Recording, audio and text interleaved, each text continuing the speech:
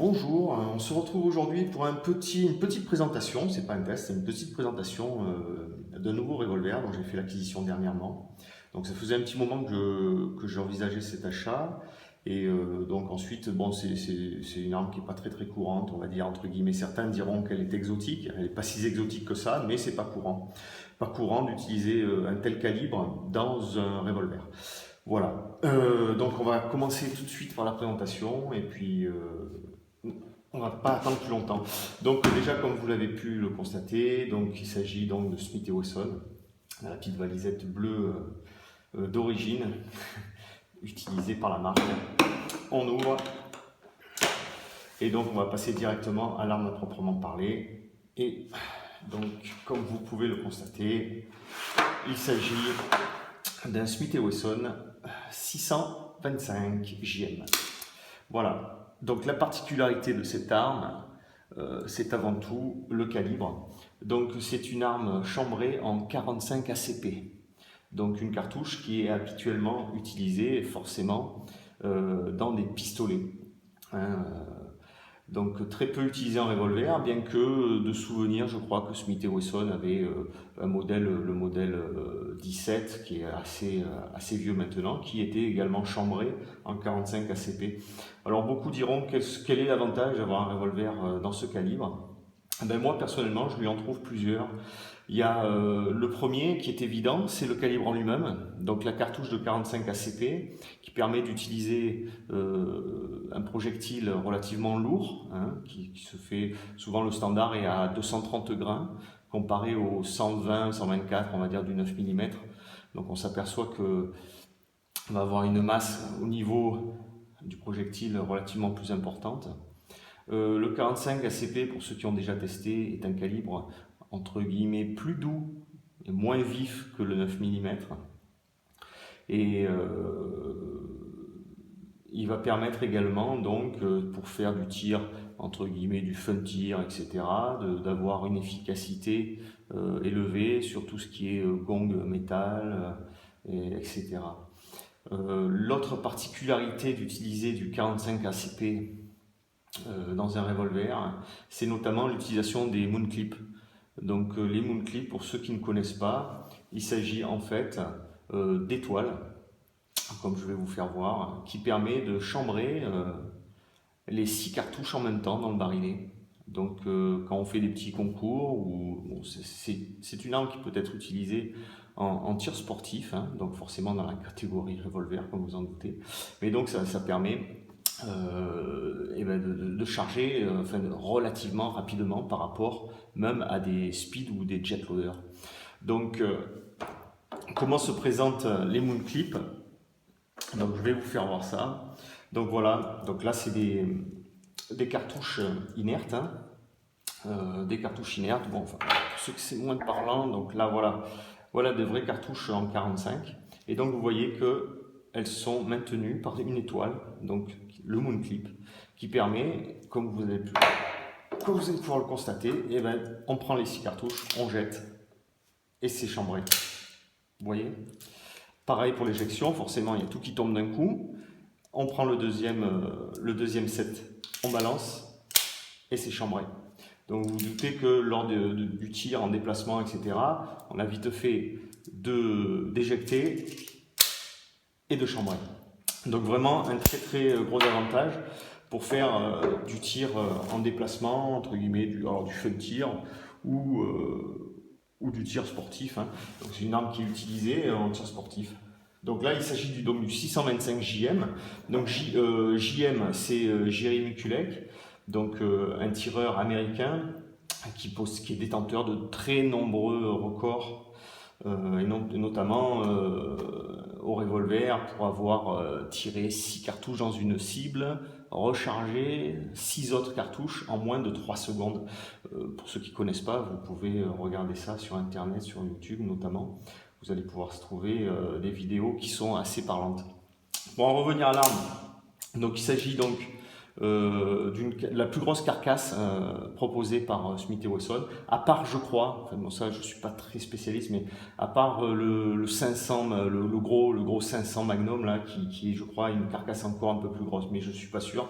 Sinon il y avait les L, K, N, donc là c'est la plus grosse proposée. Donc on retrouve, comme dans tous les Smith & Wesson modernes, tout ce qui est détente, queue de détente et marteau, en alliage, je crois que ça s'appelle le mime. Donc en fait c'est du métal qui a été moulé, hein, comme une pièce plastique, sauf que c'est en métal, hein.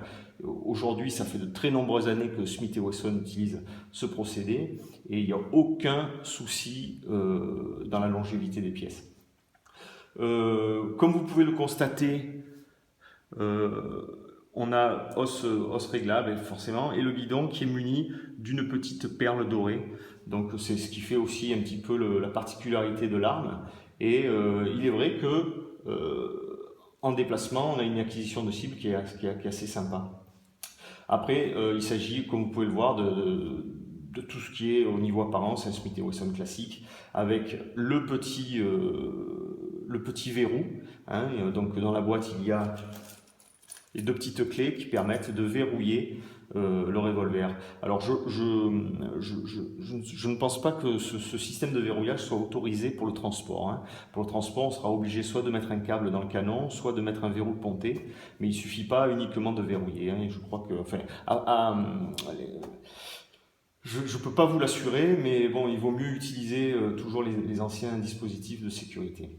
La particularité de ce modèle, le JM, c'est la crosse, comme vous pouvez le voir. Donc tout en bois et en une seule pièce. Donc ça, c'est vraiment super. Elle est en un seul morceau, hein. Donc c'est pas les deux plaquettes qui sont vissées, c'est vraiment un seul morceau.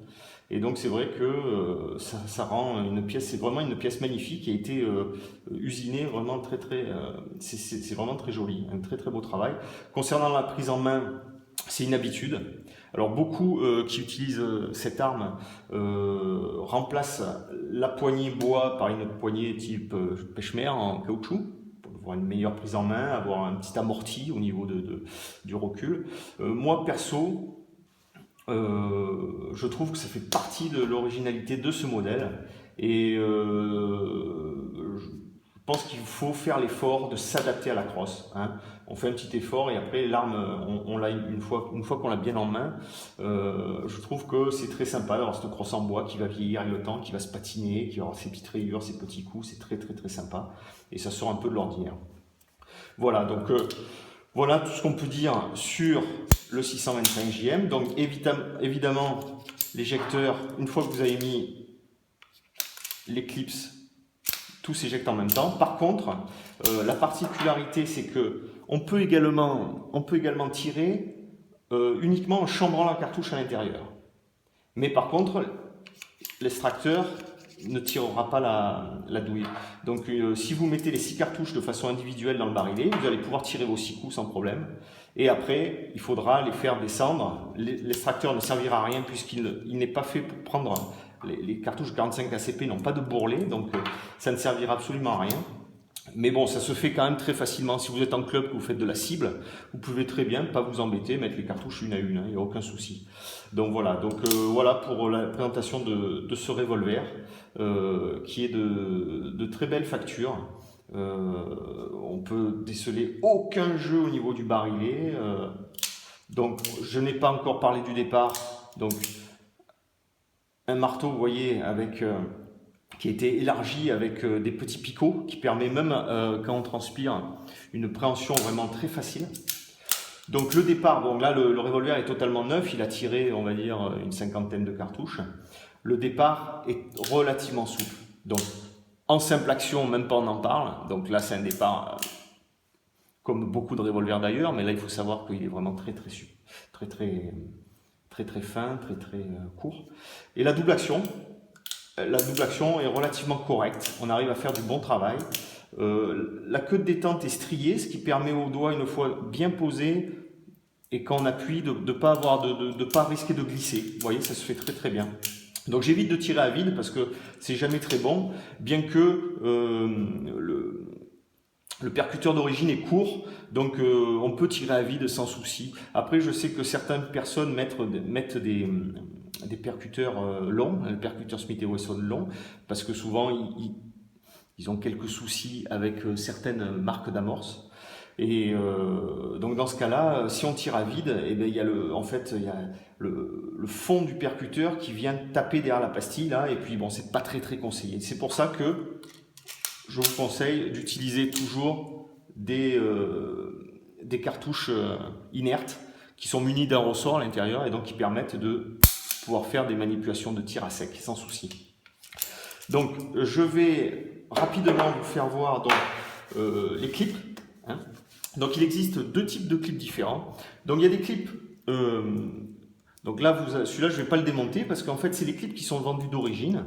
Donc ils sont vendus d'origine avec le Smith et ils ont une gravure TK.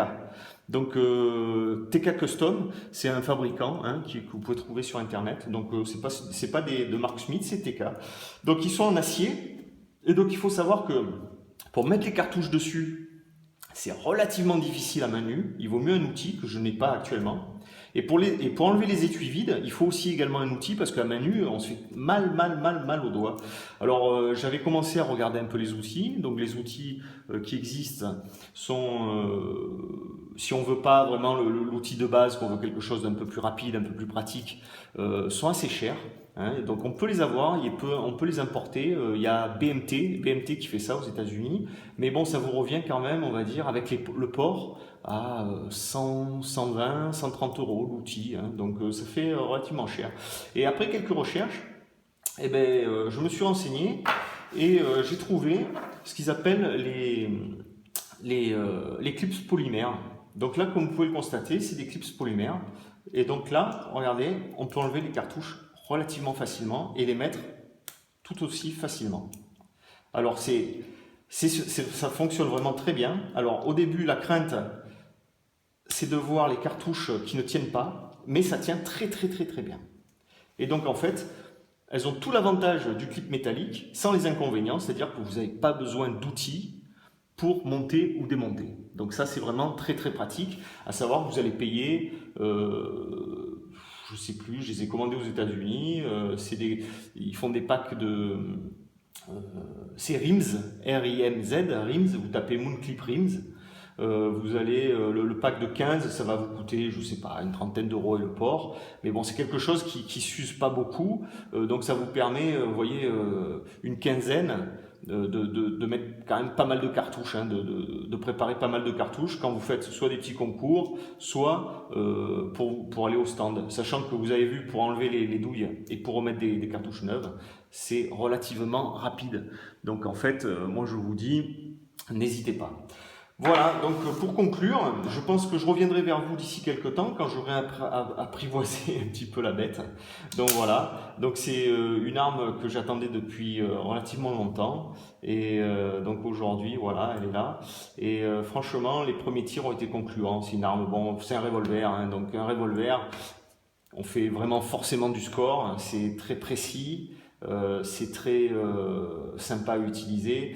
Et ça faisait longtemps que je n'avais plus de revolver. Je m'étais enfermé dans des pistolets depuis mon dernier revolver, ça faisait 20 ans, je crois. C'était d'ailleurs un Smith & Wesson, un 686 Powerport à l'époque.